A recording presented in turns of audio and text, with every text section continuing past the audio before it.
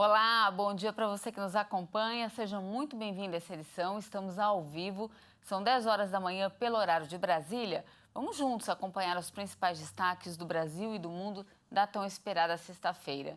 Eita, que o fim de semana demorou, mas chegou, né, gente? E olha, em menos de 2 semanas depois do fim do segundo turno das eleições, deputados da Assembleia Legislativa de São Paulo aceleram um projeto que dá aumento de 50% a vários salários em 2023.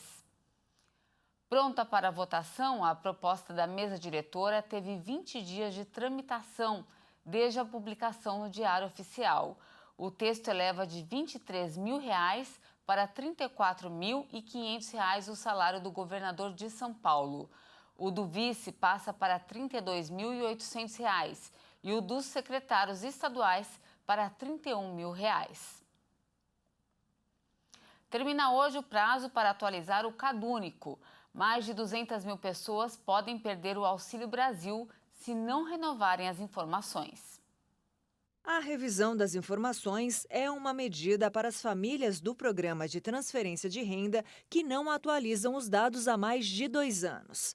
Segundo o Ministério da Cidadania, 234 mil famílias convocadas para a revisão cadastral ainda não fizeram o procedimento e podem perder o benefício. A atualização cadastral deve ser feita a cada 2 anos ou sempre que houver alguma alteração, para assegurar que as informações registradas na base do CadÚnico estejam sempre de acordo com a realidade das famílias. Os beneficiários podem verificar se seus dados estão desatualizados ou mesmo se as informações já fornecidas estão sendo confrontadas com outras bases de dados administrativos federais por meio do aplicativo do CadÚnico, disponível na página gov.br. Caso não tenha dado cadastral a ser alterado, o beneficiário pode realizar a atualização pelo próprio aplicativo, sem a necessidade de realizar o procedimento presencial. Mas, se tiver de alterar alguma informação, deve comparecer ao posto de atendimento. O Ministério da Saúde já entrega vacinas contra a Covid para crianças abaixo de 3 anos com comorbidades. 1 milhão de doses do imunizante da Pfizer estão sendo distribuídas para todos os estados.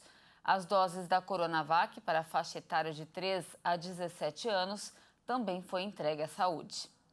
Começou nesta quinta-feira a distribuição de 1 milhão de doses de vacinas pediátricas contra a Covid-19 destinadas a crianças com idade entre 6 meses e 3 anos com comorbidades. Os imunizantes da Pfizer devem ser enviados a todos os estados e o Distrito Federal até o fim desta sexta-feira. O Ministério informou ainda que, neste momento, a vacinação para essa faixa etária está restrita para crianças com comorbidades. A ampliação do grupo ainda depende de avaliação pela Comissão Nacional de Incorporação de Tecnologias no SUS. A recomendação da pasta é que o imunizante contra o novo coronavírus seja aplicado simultaneamente às demais vacinas do calendário vacinal ou em qualquer intervalo na faixa etária de 6 meses de idade ou mais. Mais de 1 milhão de doses de Coronavac para vacinação de crianças e adolescentes foram entregues pelo Instituto Butantan para o governo federal. O carregamento com lote vai para o Centro de Distribuição do Ministério da Saúde, em Guarulhos. Agora vamos falar do tempo. De acordo com o Instituto Nacional de Meteorologia, esses dias que antecedem um feriado prolongado serão marcados por temporais em grande parte do país. O risco de chuva forte será alto, especialmente à tarde e à noite. Apesar disso, não tem previsão de novas quedas nas temperaturas. Vamos conferir então como ficará o tempo nesta sexta-feira e também no final de semana em algumas cidades do país.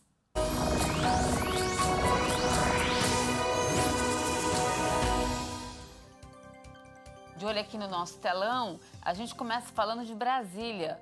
Hoje a máxima por lá pode chegar aos 27 graus. No final de semana a temperatura aumenta um pouco e com ela também aumenta a possibilidade de chuva. A máxima prevista para o sábado é de 29 graus e no domingo 28 graus. Em Curitiba, capital do Paraná, o tempo também vai ficar instável. A máxima prevista para hoje é de 27 graus, com previsão de chuvas isoladas a qualquer hora do dia. No sábado, a máxima é de 25 graus e no domingo chega a 27 graus. Para finalizar, a gente fala aqui de São Paulo. A capital paulista vai enfrentar mais um dia quente, com a máxima podendo chegar aos 28 graus. No sábado, a temperatura diminui um pouco e a máxima não deve passar dos 24 graus.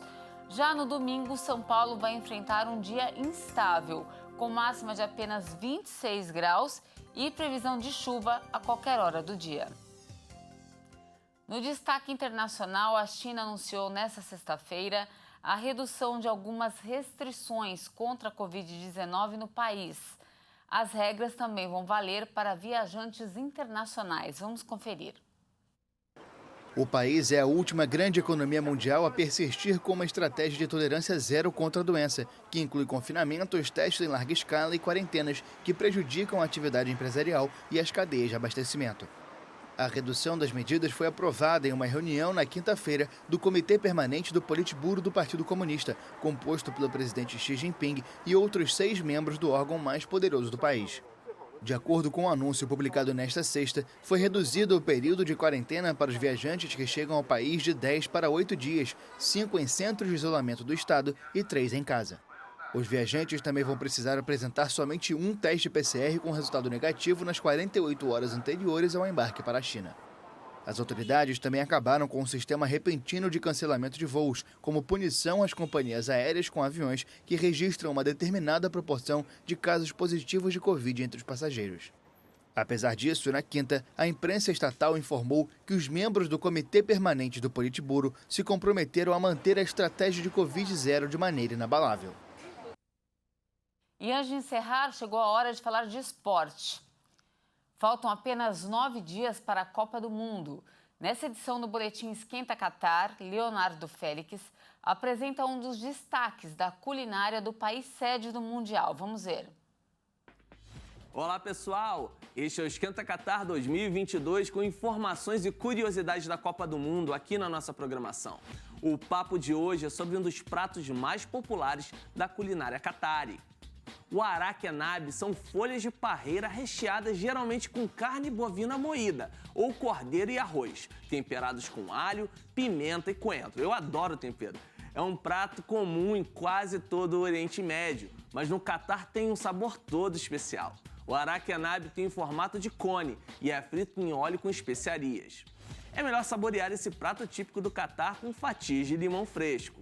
Quem já provou diz que é difícil não querer repetir. Eu tô querendo provar essa especiaria aí.